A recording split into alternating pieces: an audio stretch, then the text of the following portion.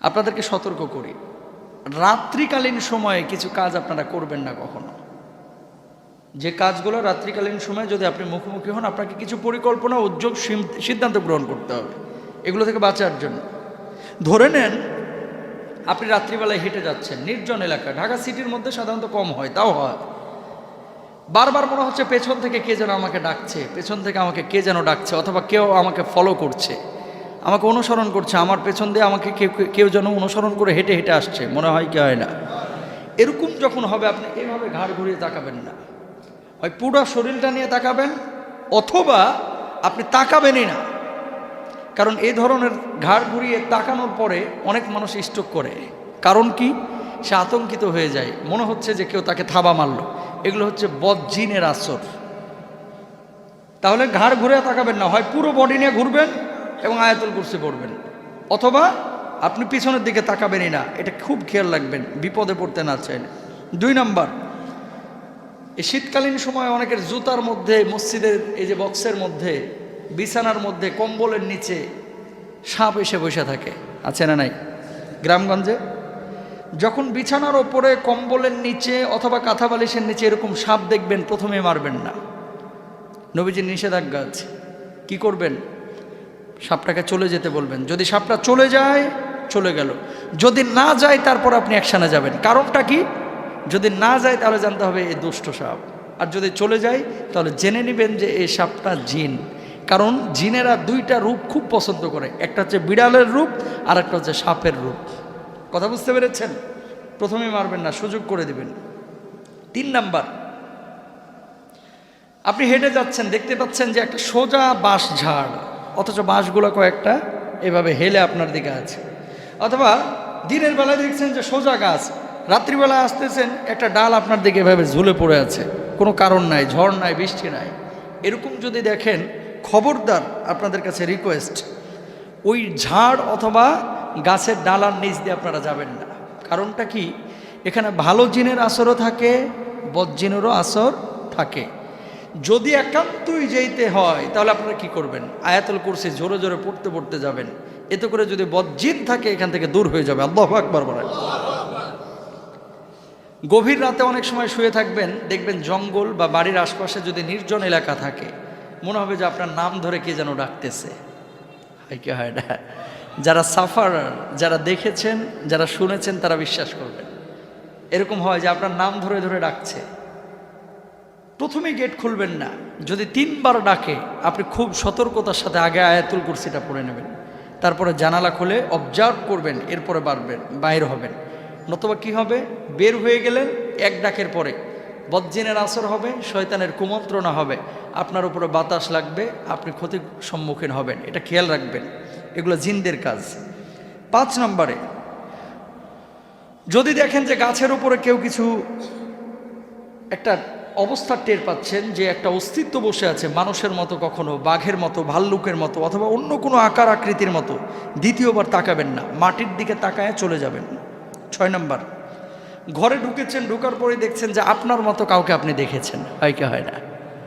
ঘরে ঢোকার পরে আপনি দেখছেন যে আপনার মতো একজন কি চেয়ারে বসে আছে, অথবা মনে হচ্ছে যে বিছানার উপরে কে যেন শুয়ে, আপনার বাবার মতো, আপনার মতো।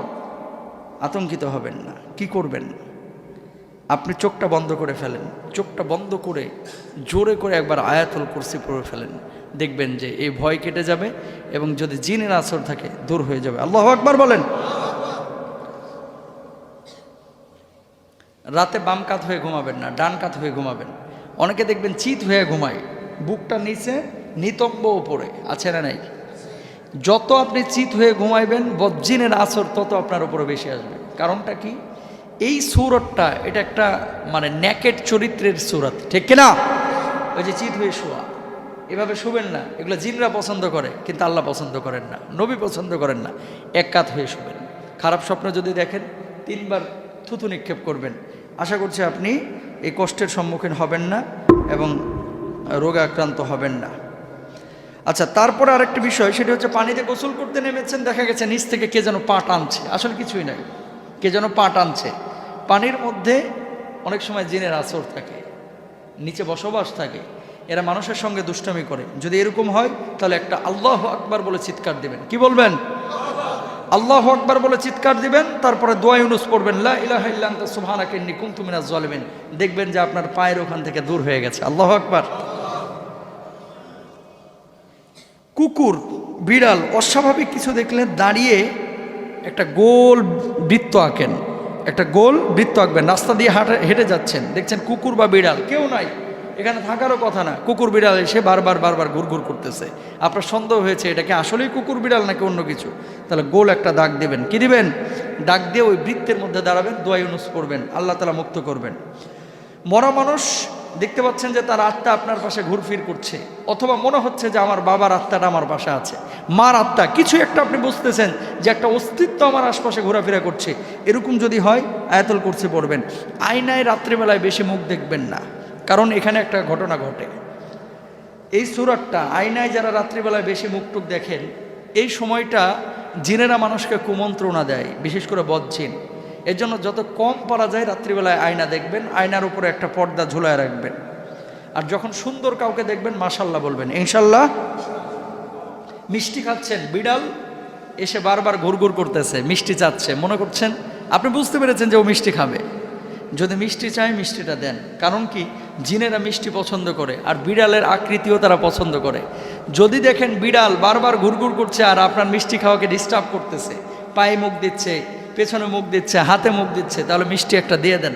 যদি খাওয়ান আপনার ক্ষতি হবে না, আর না খাওয়াইলে যদি মারধর করেন ক্ষতির সম্ভাবনা আছে, এটা মাথায় রাখতে হবে। গর্ভবতী মা বোন যারা রয়েছেন মাগরিবের সময় বাইর হবেন না, রাত 12টার সময় বাইর হবেন না, খুব দুপুরবেলা বাইর হবেন না। এই 3টা সময় জিনেরা বেশি বিচরণ করে। কথা বুঝতে পেরেছেন? মা বোনদেরকে এটা জানাইয়া দেবেন। বেশি রাগ করবেন না, রাগ হচ্ছে আগুনের বৈশিষ্ট্য। মাটির বৈশিষ্ট্য কি? নমনীয় হওয়া, বিনয়বত হওয়া। কথা বুঝতে পেরেছেন? বিনয়ী হওয়া। রাগ যদি বেশি উঠে যায় বসে যান, অজু করে ফেলেন। যখন আপনি রাগারাগি বেশি করবেন তখন দুষ্ট জিন ওখানে আরও ওয়াসওয়াসা বেশি দিবে। এই জন্যই রাগের মাথায় মানুষ মানুষের কুবাইতে পারে। যে মানুষটা কুবাইতেছে উনিও বলে এরপরে যে আমি কেমনে কুবাইলাম ভাই আমি জানি না। কথা বলেন না কেন? রাগ যখন উঠে যায় মাইয়া মাথা ফাটায় এলাইছে, অথবা বউয়ের হাত ভাঙিয়ে ফেলছে, নাউজুবিল্লাহ বলেন, জায়েজ নাই।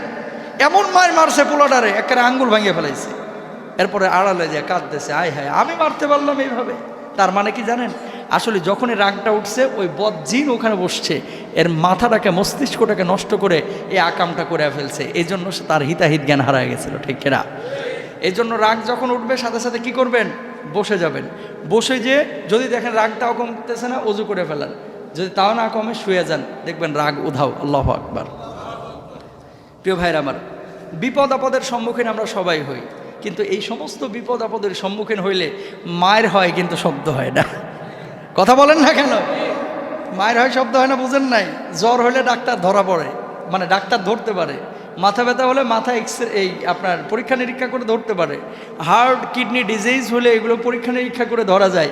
এই সমস্ত দুষ্ট জিনের চক্রে যারা পড়েছে ডাক্তারের কাছে গিয়ে বলে কিছু পায় না, কোনো রোগ ধরা পড়ে না, কিন্তু যার ভেতরে আক্রান্ত হয়েছে বা যার ভেতরে ইফেক্ট করেছে সেই জানে এগুলোর জ্বালা কত।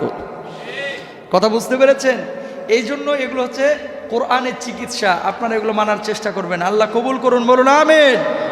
এই যুবক যারা আপনারা আজকে আছেন, আপনাদেরকে একটা কথা, এই যে সুন্দর সুন্দর জিনিসগুলো আপনাদের সামনে বলতেছি, কোথা থেকে বলতেছি? কোরআন হাদিস থেকে বলতেছি, নবীজির কথা থেকে আমরা কোট করছি।